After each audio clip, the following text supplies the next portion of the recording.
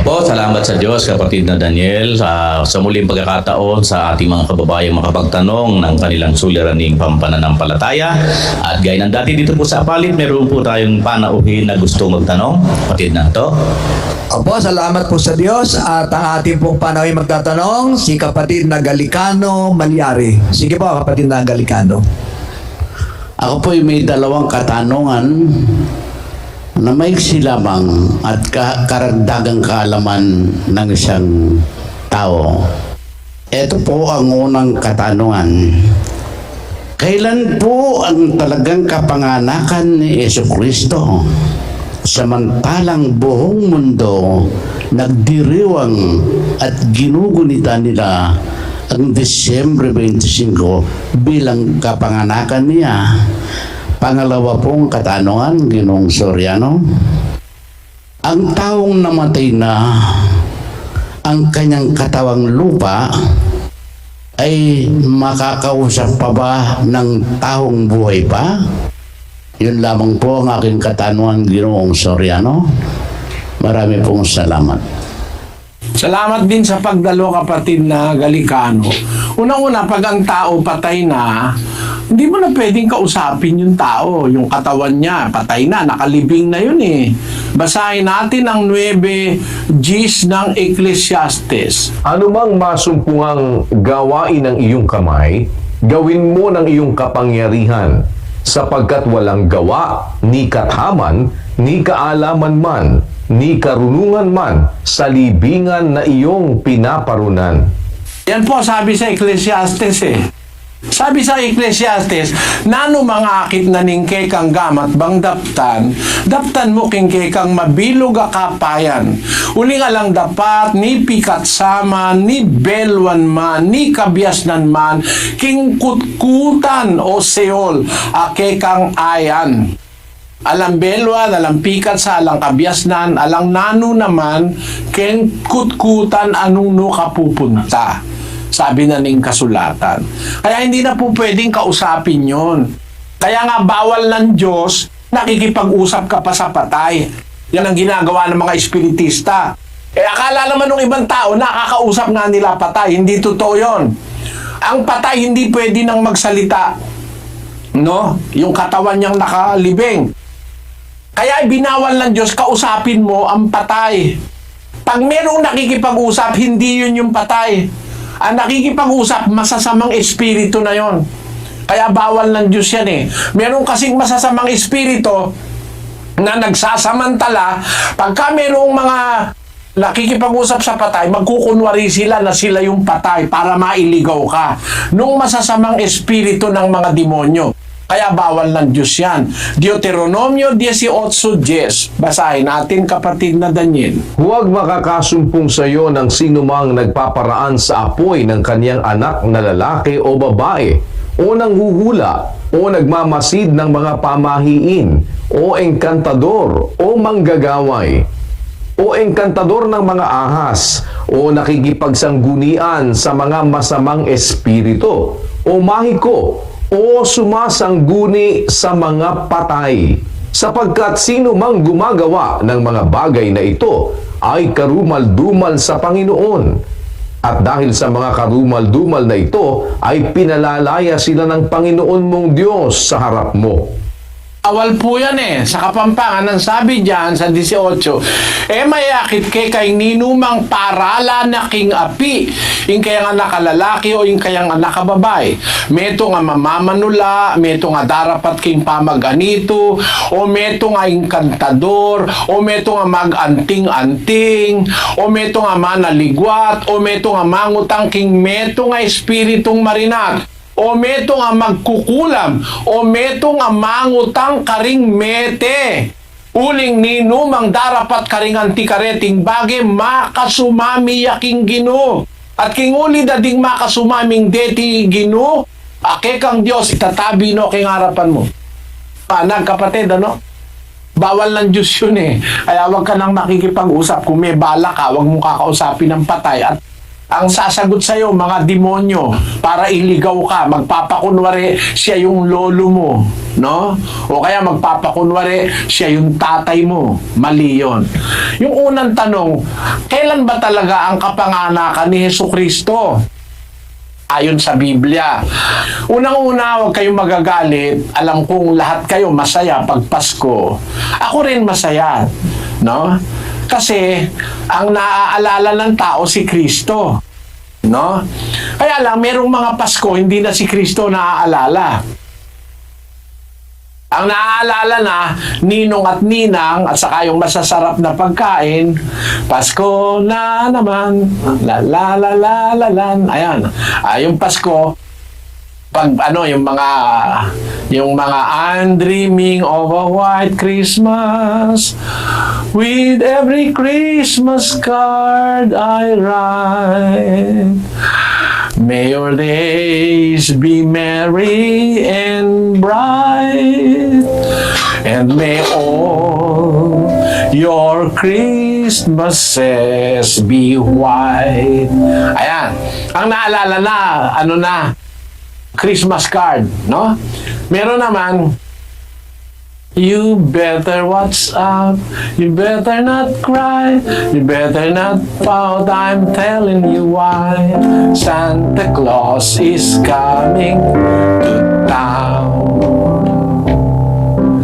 He's making a list and checking it twice. Gonna find out who's naughty or nice. Santa Claus is coming to town. He sees you when you're sleeping. He knows when you're awake. He knows if you've been bad or good. So be good for goodness sake. Oh, you better watch out. You better not cry. Better not pout. I'm telling you why. Santa Claus is coming to town. Ayan ang naaalala pag Pasko. Hindi na si Kristo eh. Pagkain, ang naaalala, regalo, mamasyal, yon. Nawala ang Kristo sa eksena. Kasi aral ng tao yan. Wala yan sa Biblia. Hindi totoong 25 de Disyembre ang kapanganakan ni Kristo. Bakit? Pagkapasok ng Nobyembre hanggang buong Disyembre, ang Bethlehem ng Judea, kung saan ipinanganak si Kristo, ay natatakpan ng yelo. Pakita natin ang pruweba.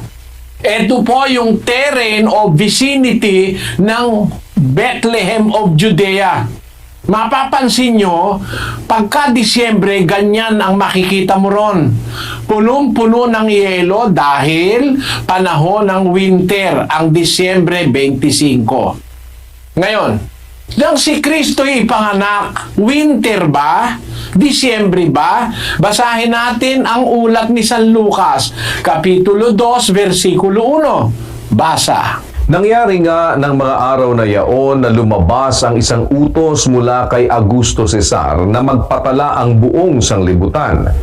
Ito ang unang talaang mamamayan na ginawa ng si Quirinio ay gobernador sa Syria. At nagsisiparoon ang lahat upang sila'y mangatala, bawat isa sa kaniyang sariling bayan.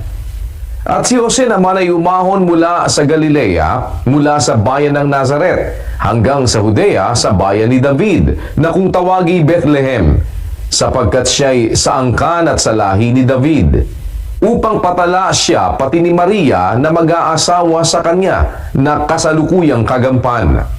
At nangyari, samantalang sila'y nangaroroon at naganap ang mga kaarawang dapat siyang manganak. At kanyang ipinanganak ang panganay niyang anak na lalaki, at ito'y binalot niya ng mga lampin at inihiga sa isang pasabsaban sapagkat wala ng lugar para sa kanila sa tuluyan. At may mga pastor ng tupa sa lupain ding yaon na nangasaparang na pinagpupuyatan sa gabi ang kanilang kawan. At tumayo sa tabi nila ang isang anghel ng Panginoon, at ang kaluwalhatian ng Panginoon ay nagliwanag sa palibot nila, at sila'y totoong nangatakot. At sinabi sa kanila ng anghel, huwag kayong mga takot, sapagkat narito, dinadalhan ko kayo ng mabubuting balita ng malaking kagalakan na siyang sasabuong bayan. Sapagkat ipinanganak sa inyo ngayon sa bayan ni David ang isang tagapagligtas na siyang Kristo ang Panginoon. At ito ang sa inyo'y magiging pinakatanda. Masusumpungan ninyo ang isang sanggol na nababalot ng lampin at nakahiga sa isang pasabsaban. At biglang nakisama sa anghel ang isang karamihang hukbo ng langit na nangagpupuri sa Diyos at nangagsasabi, luwalhati sa Diyos sa kataas-taasan at sa lupa'y kapayapaan sa mga taong kinalulugdan niya. Ayan, yan ang po istorya. Nung ipanganak si Kristo, kasi sila taga Nazaret sila sa Galilea. Nag-utos yung emperador ng Roma magkaroon ng talaan ng mamamayan, census, para ma-tax niya ang mga tao. Ang nangyari, si Jose saka si Maria kailangang umalis doon sa Galilea, pupunta sila sa Judea. Kasi doon siya nakalista. Kasi siya ay anak ni David. No, kapatid? At kailangan doon siya magpalista sa siyudad ni David. Kasama niya ngayon si Maria na asawa niya, na kasalukuyang kagampan, mabuktot. Doon sila dinatnan ngayon ng panganganak sa Judea. Sa makatwid, si Kristo pinanganak sa Bethlehem ng Judea. Pag Disyembre, ang Bethlehem ng Judea, puno ng yelo. So, hindi pinanganak si Kristo ng Disyembre. Alam nyo kung bakit. Eto na nyo yung Judea, oh. Ganyan ang itsura. Pati kotse, lubog eh.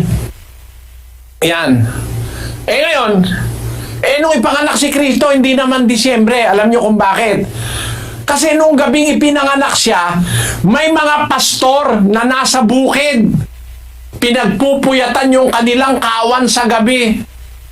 Yon. Meron ba naman pastor na punong-puno ng yelo yung bukid, ilalabas yung kanyang mga kawan? Napakaginaw nun. At saka hindi naman kakain ng yelo yung mga tupa. Di ba? Kaya nga kung mapapansin mo, kapatid, nung ipanganak si Kristo, inilagay sa sabsaban. Bakit? Mga tupa wala, nasa labas.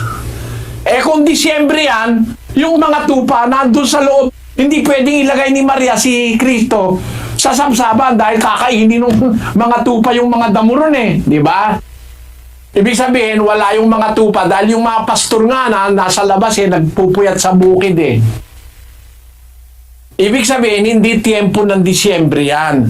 At walang emperador ng Roma na mag-uutos ng census ng winter. Napakahirap sa tao maglakbay pag winter. Pwede ba namang winter saka ka mag-uutos ng census? Most probably, ang census ginagawa hindi winter. Pag matalino yung nag-iisip na emperador, siguradong matalino yun. Dahil dadahilanin ng tao, hindi po kami emperador nakalaka dahil punong-puno ng yelo daan Delikado. Kung Disyembre. Pero ang totoo, kapatid, hindi Disyembre ipinanganak ang ating Panginoong Jesucristo. Bakit? Miski sa kanta nakalagay yun Yung First Noel. The first Noel, the angels did say, was to certain poor shepherds in fields as they lay. Asan yung shepherds? Nasa fields. Nasa fields ba yung shepherd nung ipanganak si Kristo? Nandun. Pag winter ba? Pag December ba? Pwede ba silang pumunta sa fields? Wala ron. Kaya yung gumawa ng kantang ito, tama yung umpisa Pero pagdating sa bandang gitna, mali na In fields where they lay in keeping their sheep on a cold winter's night that was so deep. Noel, Noel, Noel.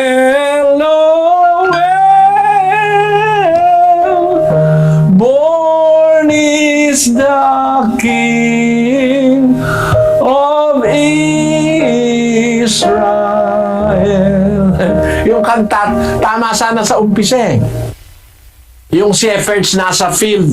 Kaya lang, sa bandang gitna, on a cold winter's night that was so deep. Pwede ba namang yung pastor na ilalabas yung kanyang mga tupa sa gabi at kakain ng yelo at silang lahat doon ay mangingisay sa ginaw? Wala nun, kapatid. Kaya mali po kung bakit pinagdiriwang yan sa maling petsa. Basahin natin ang istorya, kapatid na Luz. Catholic Encyclopedia, Volume 2, page 607.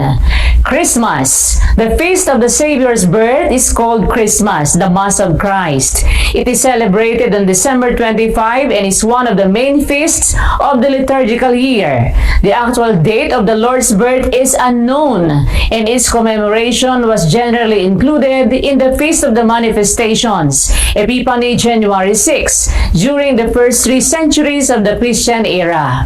History. In about the year 330, however, the Church in Rome definitely assigned December 25 for the celebration in order to honor Christ, the light of the world, and the true Son of Justice. This was the day which had been dedicated in pagan Rome to the feast of the Sun God and had been called Birthday of the Unconquered Sun. Yung palang Disyembre 25, yun pala yung kapanganakan ng Diyos-Diyusa ng Roma na tinatawag na Saturnalia, the Unconquered Sun. Ayon, yung Diyos-Diyusa ng mga Romano na pagano, ipinagdiriwang nila ang birthday noon 25 ng Disyembre. Doon itinaon naman yung pagdiriwang ng birthday ni Jesus. Isang malaking kalapastanganan, isabay mo pa ron sa pagdiriwang ng mga paganong Romano. Kaya alam nyo, kapatid, natutuwa kami pagka Pasko kasi masaya lahat ng tao pero hindi po kami nakikisali na maniwala kaming si Kristo pinanganak ng 25 di Disyembre. Mali kasi sa Biblia. Sana naunawaan mo, kapatid na Galicano. Maraming salamat po, Ginoong Soriano.